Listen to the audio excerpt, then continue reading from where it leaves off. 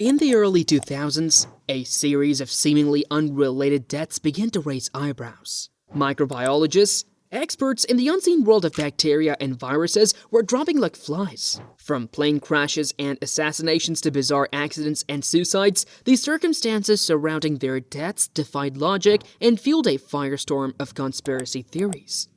Was it a tragic coincidence or something more sinister? Could their groundbreaking research have exposed them to a deadly threat? Were they silenced by a powerful force that feared their discoveries? In this video, we'll unravel the truth behind these chilling mysteries.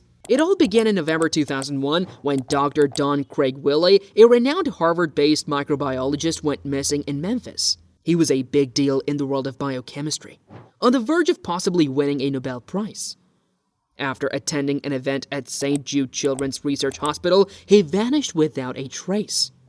4 hours later, his car was found abandoned on a bridge in Arkansas. A month passed, and then the plot thickened. Willey's bloated and unrecognizable body was discovered 320 miles downstream in the Mississippi River near Vidalia, Louisiana. Strangely, his wallet and ID were still in his pocket. Meanwhile, across the Atlantic in a quiet village in Wiltshire, England, another mysterious death occurred. A Russian defector named Vladimir Pisechnik, who had once led a team developing dangerous biological weapons, died of a stroke in his backyard. This was just a week after Willey's disappearance. Pisechnik and his colleagues had worked on creating super-strong strains of deadly viruses like anthrax, Ebola, Marburg virus, plague, Q fever, and smallpox. It was like a real-life James Bond plot with Russian defectors, US biotech companies, and a touch of espionage. The story takes a stranger turn when 11 more microbiologists meeting untimely deaths over the next 5 months. Some were experts in creating bioweapons, while others were dedicated to stopping the devastation caused by such weapons. A dash of Russian defectors, nervous US biotech companies, deranged assassins, and even a hint of Elvis and Satanists added spice to this unbelievable tale. And so the mystery unfolded, leaving people to wonder about the connections between these deaths, the world of bioterrorism, and the secrets that might have died with these scientists. But then in December 2001, Dr. Robert M. Schwartz, a respected biophysicist in Virginia, was found stabbed to death in his home. Authorities thought it might be a burglary gone wrong, but nothing was missing, and there were no signs of a break-in. Dr. Schwartz, a pioneer in DNA sequencing, had met a tragic end. Just 2 days later and several hundred miles away, Dr. Benito Q was discovered unconscious on a Miami street. Initially, it seemed like a mugging, but later, his death was deemed natural due to a heart attack.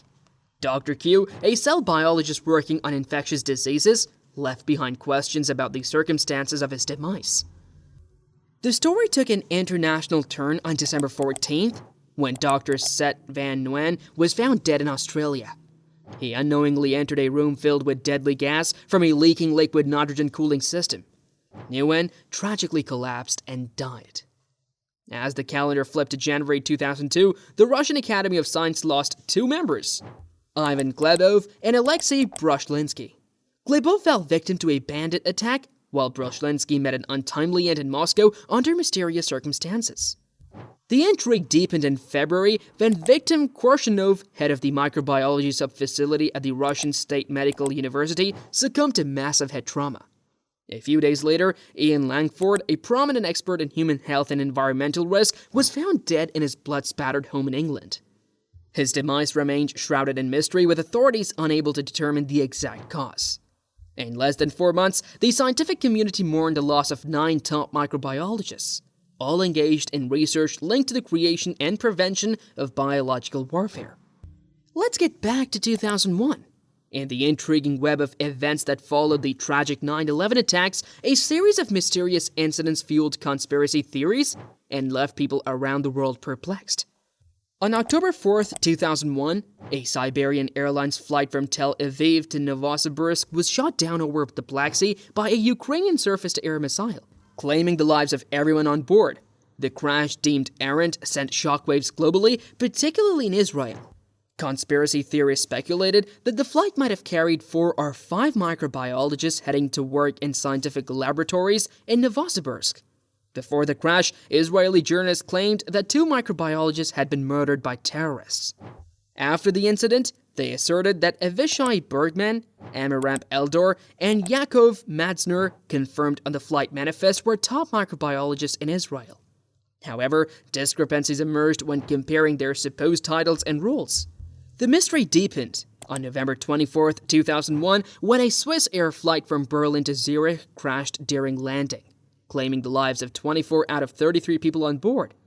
Among the casualties were the head of the hematology department at Israel's Echelov Hospital and directors of the Tel Aviv Public Health Department and the Hebrew University School of Medicine. This added another layer of intrigue to the unfolding events. Meanwhile, in Memphis, on February 10, 2002, the burned body of Catherine Smith, a driver testing center employee, was discovered in her car near Fayette County.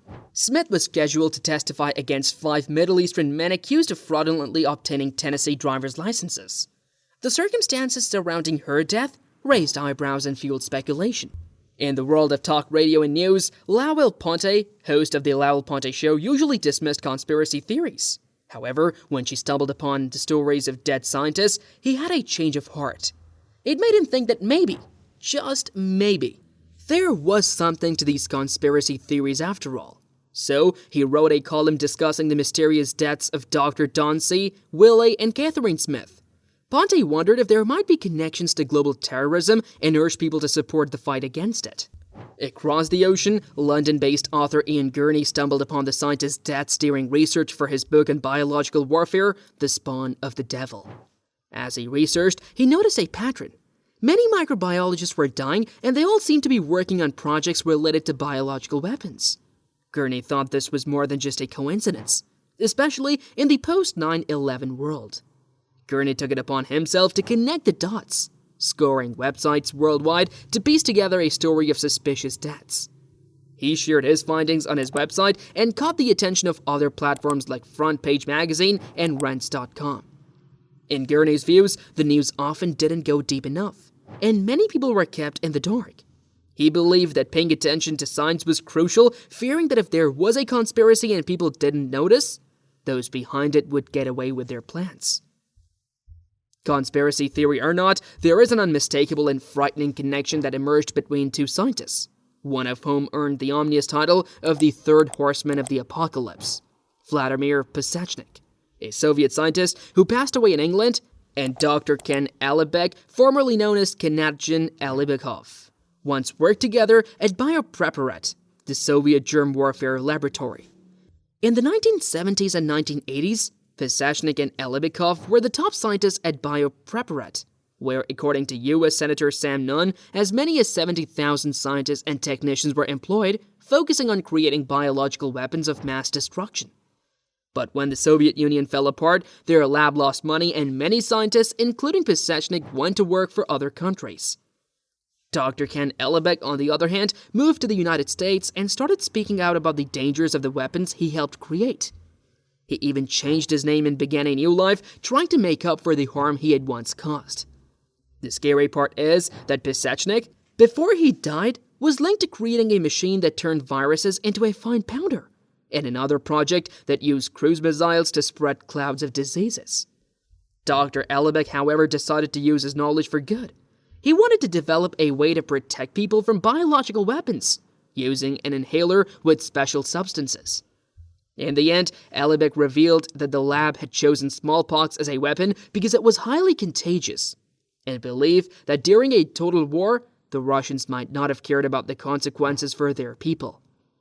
Regardless of whether there is a real connection between the dead microbiologists, the deaths of Don Willie and Catherine Smith, or whether they are real or just imagined, it's clear that the story leaves us with unanswered questions, inviting us to ponder the unknowns and the uncertainties surrounding these puzzling events. What do you think? Were these just tragic coincidences, or was something more sinister was at play?